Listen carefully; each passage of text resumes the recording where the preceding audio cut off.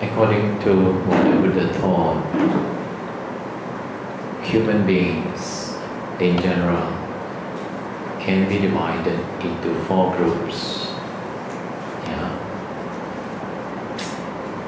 The first group of humans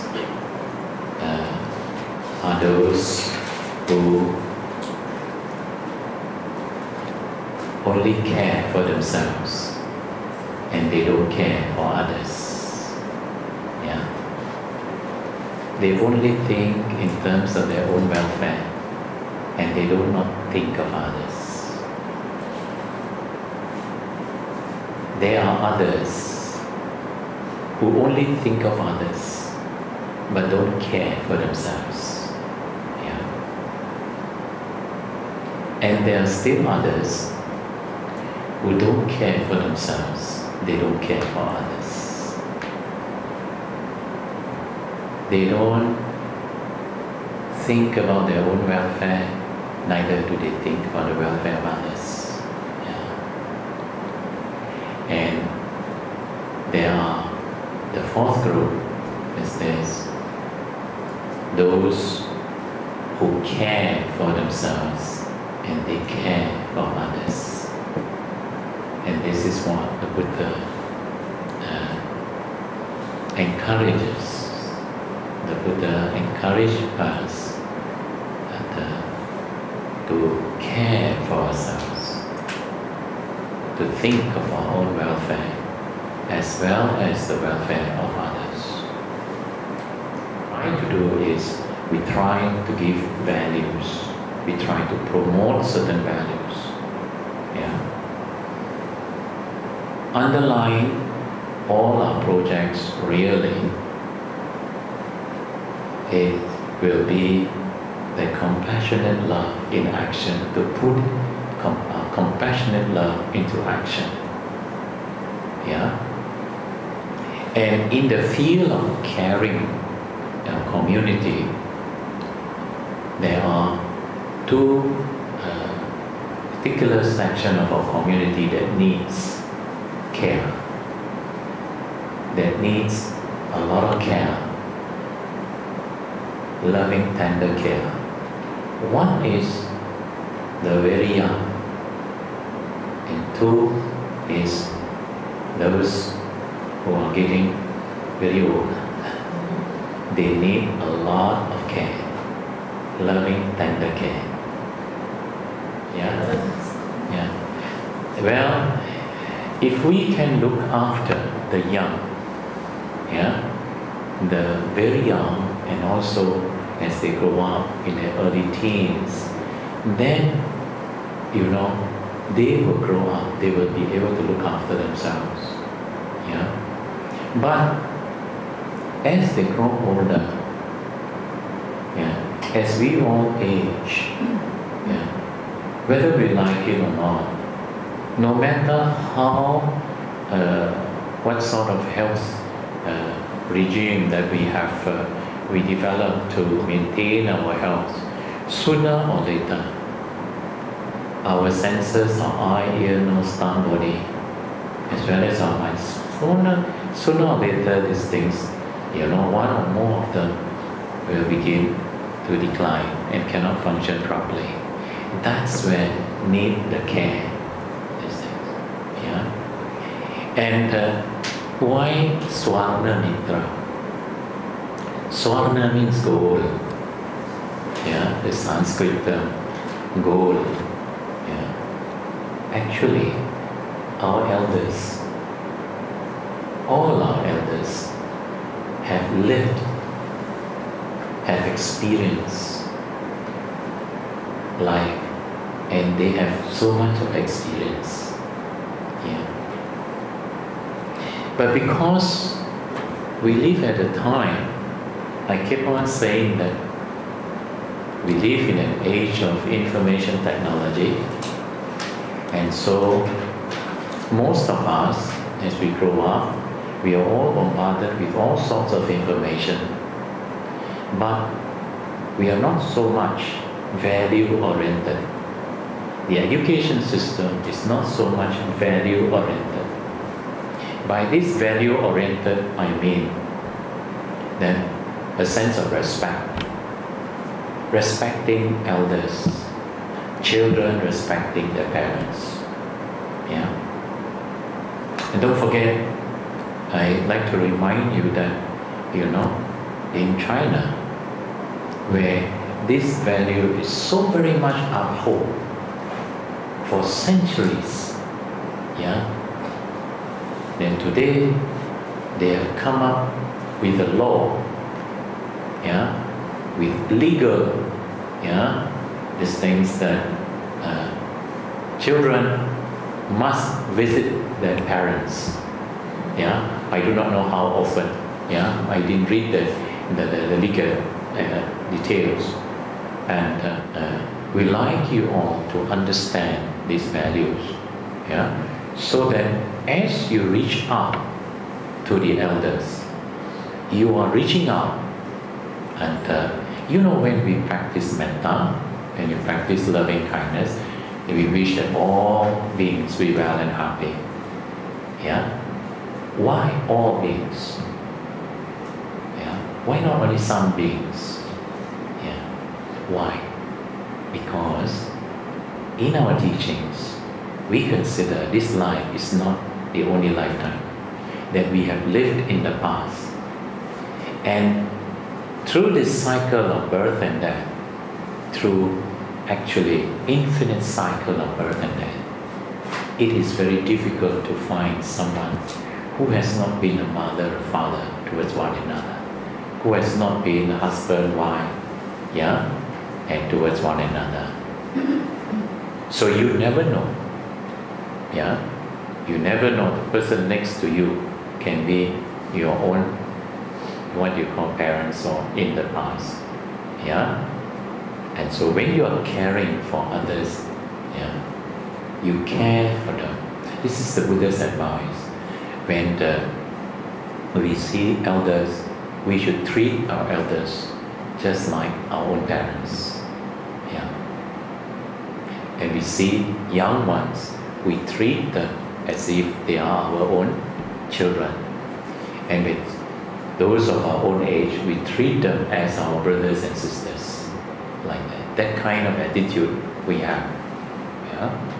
So, with that attitude, actually, as you reach out to serve, there's so much you will benefit from.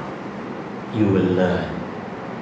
And once you start to communicate, and this is what I hear again and again from those few of them who have gone out to reach out to their elders, yeah, and they have such good stories to say, to talk about, yeah, they themselves get the kind of motivation, the kind of inspiration and motivation from them.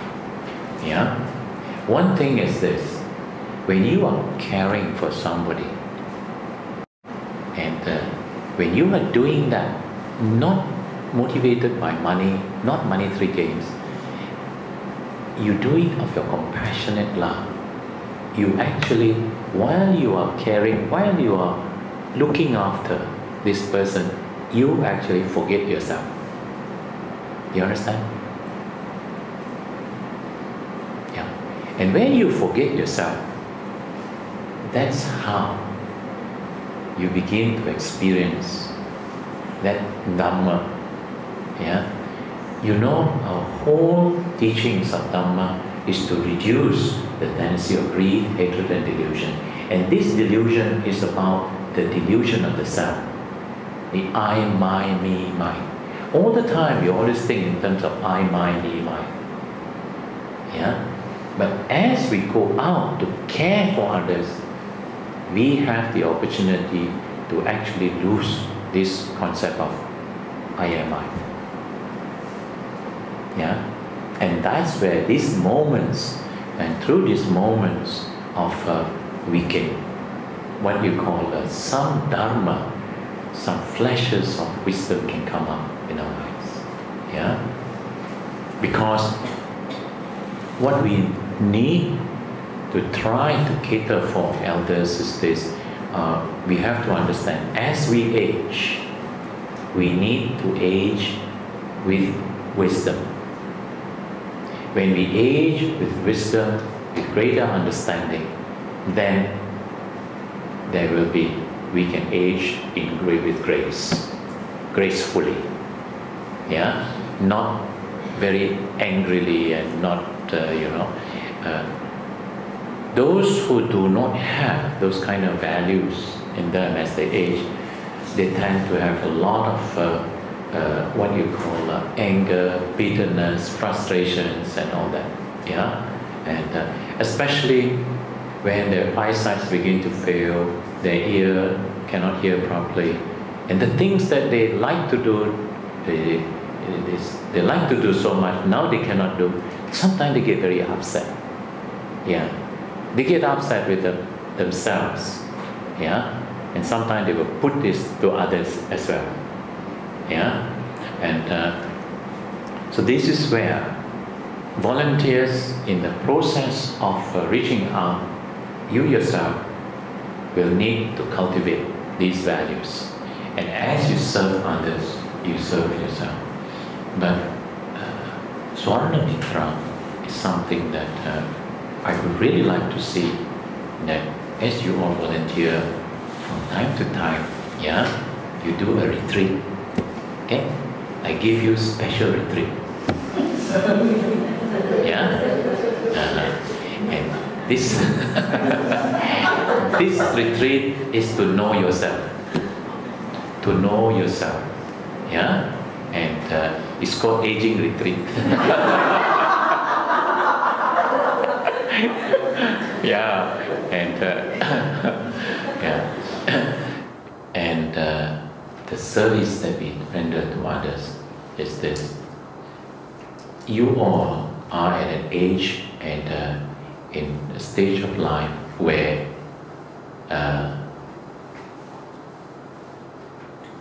I don't think it will be easy for you to look after infant babies and 1-2-year-old who will run and crawl very fast. You like to look after that one? No, huh? That's why. So the next group that needs caring will be this aging one, caring. Yeah? And knowing that you will reach there sometime, yeah, it's so good to have this kind of hands-on experience. That is very important. And do it the Dharma way. Yeah? And then with inputs, there will be inputs for so many others. And I will tell you that I learned so much from elders. Yeah? From older people. Yeah? And when I talk to them, when I do some service to them, and then I learn from them. Other thing is this, that whilst first we have to identify what you call our elders, and depending on how many volunteers we have, right, that can be hands-on, then we start identifying our elders. Yeah? And many of you, I'm quite sure you all have your own parents or grandparents to look after or something. Yeah? But there are times where you are needed for something, and it's just that you need somebody to, what you call, just to look after, or just to visit, or just to bring your, what you call, parents to the elder to hospital, or to see somebody or something like that. They need this kind of thing, yeah, transport person.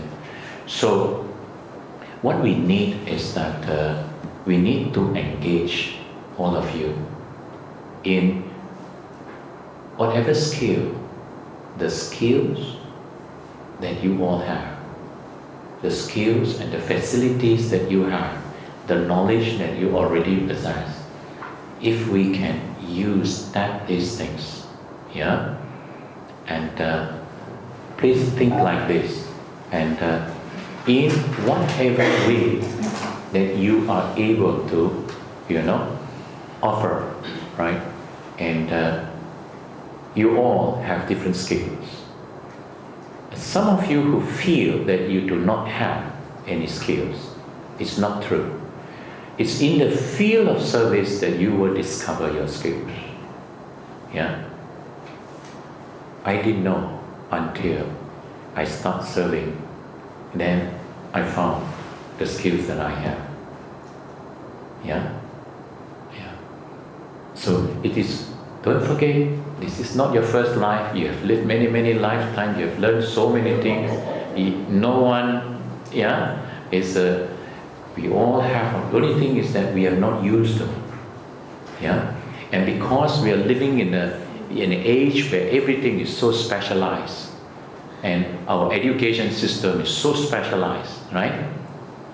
But we have so much of other skills there. It's when we start to volunteer, when we start to want to help others, especially when we're motivated to help others, the skills will come out. And you will find how useful you are. Yeah? This is what we need, each and every one. Yeah? Okay.